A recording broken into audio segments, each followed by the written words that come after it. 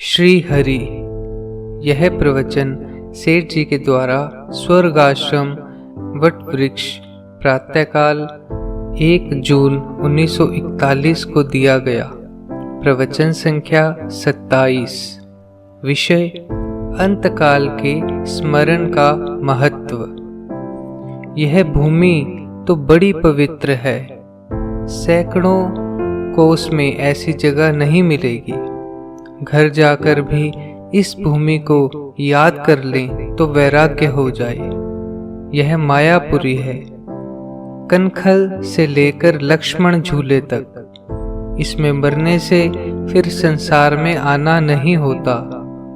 गीता के 8वें अध्याय के 5वें श्लोक में भगवान ने कहा, अंतकाले च मयमेव स्मरन् मुक्त्वा कलेवरम यह पर्याति समद्भावम याति नास्त्यत्र संशय। अर्थात जो पुरुष अंतकाल में भी मुझको ही स्मरण करता हुआ शरीर को त्याग कर जाता है, वह मेरे साक्षात स्वरूप को प्राप्त होता है, इसमें कुछ भी संशय नहीं है। भगवान कहते हैं कि मनुष्य शरीर पाकर भी यदि इसका कल्याण नहीं हुआ तो मरते समय तो किसी तरह इसका कल्याण होना चाहिए। इसलिए भगवान ने यह नियम रखा कि मरते समय किसी तरह भी मेरा स्मरण हो गया तो कल्याण हो जाएगा। जिस अपराधी को सरकार फांसी की सजा देती है, उसको भी फांसी देते समय अंत समय में उसकी इच्छा पूर्ति करती है।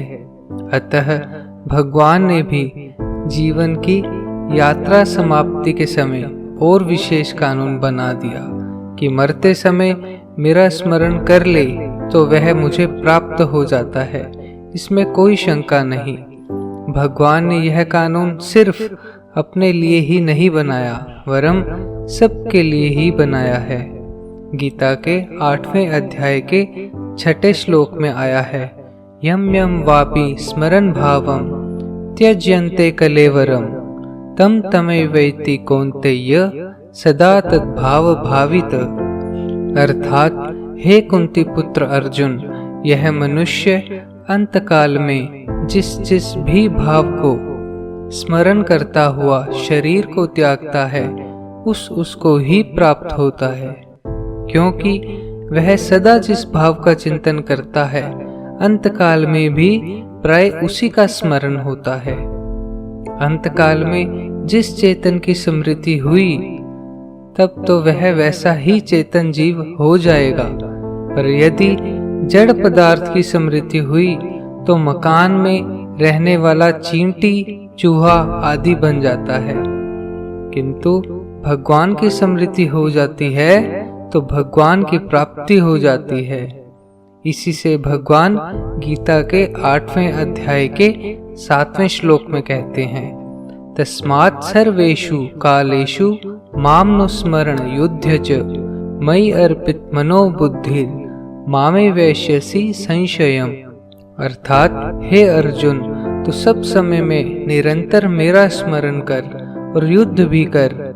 इस प्रकार मेरे में अर्पण किए हुए मन बुद्धि से युक्त हुआ तू निसंदेह मेरे को ही प्राप्त होगा। मन बुद्धि मुझ में ही अर्पण कर दे। मन का अर्पण करना क्या? हर वक्त भगवान का चिंतन करना। बुद्धि का अर्पण करना क्या? बुद्धि में भगवान के अस्तित्व का निश्चय होना। ऐसा होने से अंत समय में भगवान का स्मरण होगा ही। अब नेतात्म भी गीता के 8वें अध्याय के 2 श्लोक की बात चलती है, सगुण साकार निर्गुण निराकार। सगुण निराकार तीनों ही भगवान श्री कृष्ण हैं। इस जगह भगवान श्री कृष्ण का ही ध्यान है। उस निराकार स्वरूप को लिए हुए ही भगवान के सगुण साकार के स्वरूप का यहाँ ध्यान है। क्योंकि माम पद से समग्र रूप का वर्णन है। भगवान कहते हैं, अधियज्ञ मैं ही हूँ। भगवान कहते हैं कि मन बुद्धि मुझे ही अर्पण कर दो। अब नियतात्म पुरुषों को किस तरह जानने में आता हूँ, गीता के 8वें अध्याय के 8वें श्लोक में आया है। अभ्यास योग युक्तेन चेतसा नान्यगामिनः परमं पुरुषं दिव्यम याति पार्थनु चिंतयम्। अर्थात हे पार्थ, यह नियम है कि परमेश्वर के ध्यान के अभ्यास रूप योग से युक्त अन्य तरफ न जाने वाले चित्त से निरंतर चिंतन करता हुआ पुरुष परम प्रकाश स्वरूप दिव्य पुरुष को अर्थात परमेश्वर को ही प्राप्त होता है।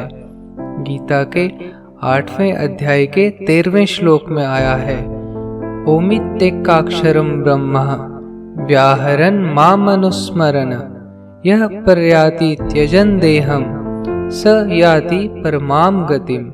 अर्थात जो पुरुष ओम ऐसे इस एक अक्षर रूप ब्रह्म को उच्चारण करता हुआ और उसके अर्थ रूप मेरे को चिंतन करता हुआ शरीर को त्याग कर जाता है, वह पुरुष परम गति को प्राप्त होता है। अब यह बात आती है कि अंत समय में तो इतना करना बड़ा मुश्किल है, इसे भी नियतात्म पुरुष ही कर सकते हैं। तो अब भगवान वही गीता अध्याय 8 श्लोक 5, 6, 7 में कही हुई बात कहते हैं। गीता के 8वें अध्याय के 14वें श्लोक में आता है, अनन्यचेतः सततं यो मां स्मरति नित्यशः तस्य अहं सुलभः पार्थ नित्ययुक्तस्य योगिनः। अर्थात हे अर्जुन, जो पुरुष मेरे में अनन्य चित्त से स्थित हुआ सदा ही निरंतर मेरे को स्मरण करता है, उस निरंतर मेरे में युक्त हुए योगी के लिए मैं सुलभ हूँ, अर्थात सहज ही प्राप्त हो जाता हूँ। अनन्य चित्त से स्मरण करने वाले के लिए उपरयुक्त कठिन क्रिया नहीं करनी पड़ती। सगुण निराकार और निर्गुण निराकार दोनों ही साधन कठिन हैं, पर सगुण साकार साधन सरल है।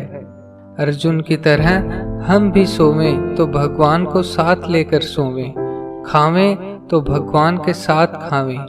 जैसे मन कहीं रहता है और भोजन करते रहते हैं तो मन को कहीं न जाने दें और भगवान का स्मरण करें। शरीर निर्वाह की क्रिया तो प्रारब्ध अनुसार होती रहेगी, पर मन को भगवान में लगा दें।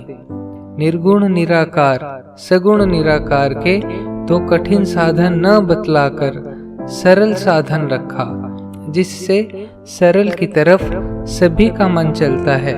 गीता के 8वें अध्याय के 16वें श्लोक में आया, मामुपेत्य तु कौन्तेय पुनर्जन्म न विद्यते। अर्थात परंतु हे कुंती पुत्र, मेरे को प्राप्त होकर उसका पुनर्जन्म नहीं होता है, क्योंकि मैं कालातीत हूँ और यह सब ब्रह्मा आदि के लोक काल करके अवधि वाले होने से अनित्य हैं।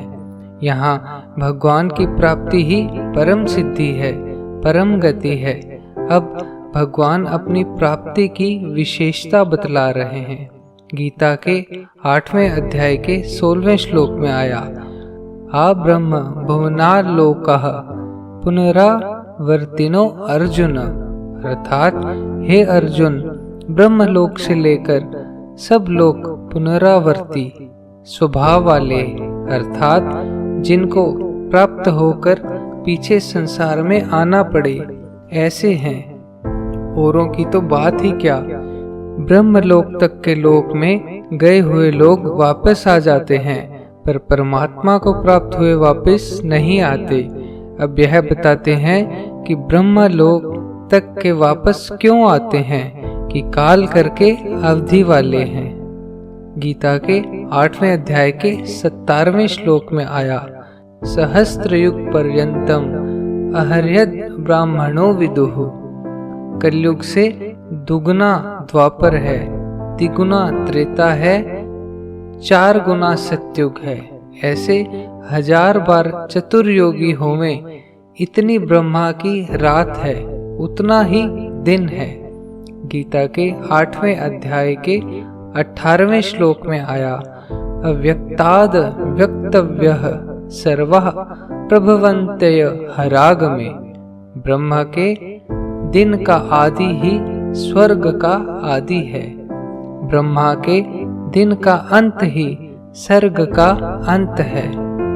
ब्रह्मा के अव्यक्त शरीर से ही उनके दिन के आदि में ब्रह्मा ही संपूर्ण जीवों को रचते हैं।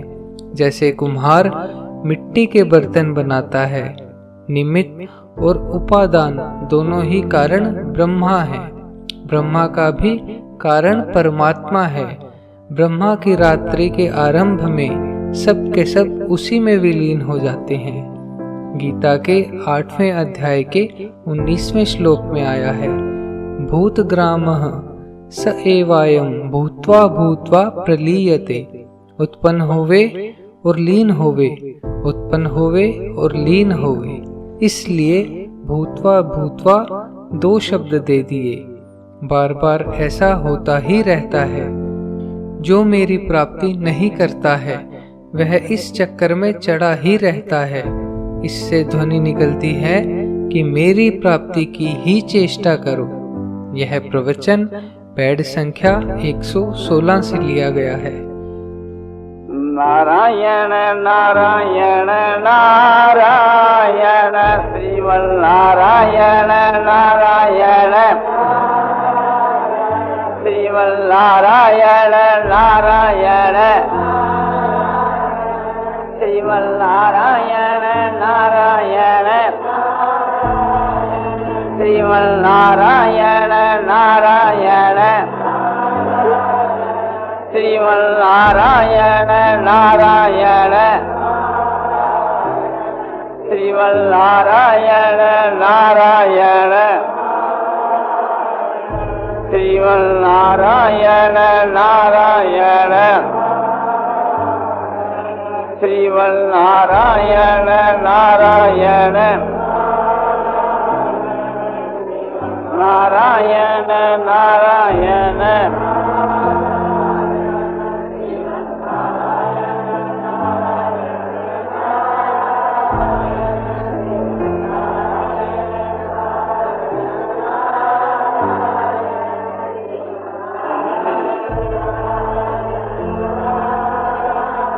आनंदमय आनंदमय पूर्णानंद अपारानंद शांतानंद घनानंद अतलानंद ध्रुवानंद नित्यानंद बोधस्वरूपानंद ज्ञानस्वरूपानंद आनंद जी आनंद आनंद जी आनंद शांति शांति शांति।